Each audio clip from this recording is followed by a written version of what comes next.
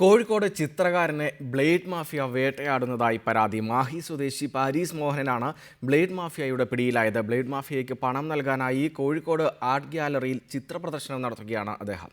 തന്നെയും കുടുംബത്തെയും ജീവിക്കാൻ പോലും ബ്ലേഡ് മാഫിയ അനുവദിക്കുന്നില്ലെന്ന് പാരീസ് മോഹനൻ പറഞ്ഞു.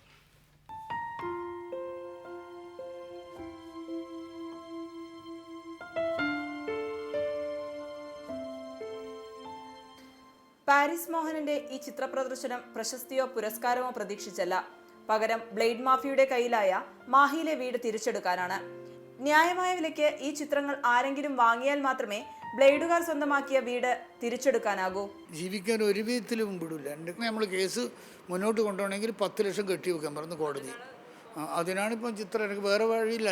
സുഹൃത്തുക്കൾ തന്നെയാണ് ബ്ലേഡ് മാഫിയയുടെ കെണിയിൽപ്പെടുത്തിയത്. ഭരണ നേതൃത്വം ബ്ലേഡുകാർക്ക് അനുകൂലമായ നിലപാടാണ് സ്വീകരിക്കുന്നതെന്നും പാരീസ് മോഹൻ പറഞ്ഞു. ഇവൻ തന്നെ തുറന്നു സമ്മതിച്ചതിൻ്റെ വക്കീലിനോട് വരെ ചില മന്ത്രിമാരെ നമ്മളെ സപ്പോർട്ട് ചെയ്യുന്നുണ്ട്. അവൻ്റെ പാർട്ടി, അവൻ കോൺഗ്രസ്സാണ്. വീട് തിരിച്ചുപിടിക്കാൻ ചിത്രങ്ങൾ വിൽക്കുകയല്ലാതെ വേറെ മാർഗമൊന്നും പാരീസ് മോഹന്റെ മുന്നിലില്ല. ഈ മാസം 21 വരെ കോഴിക്കോട് ആർട്ട് ഗാലറിയിലാണ് പാരീസ് മോഹന്റെ ചിത്രപ്രദർശനം. റിപ്പോർട്ടർ, കോഴിക്കോട്.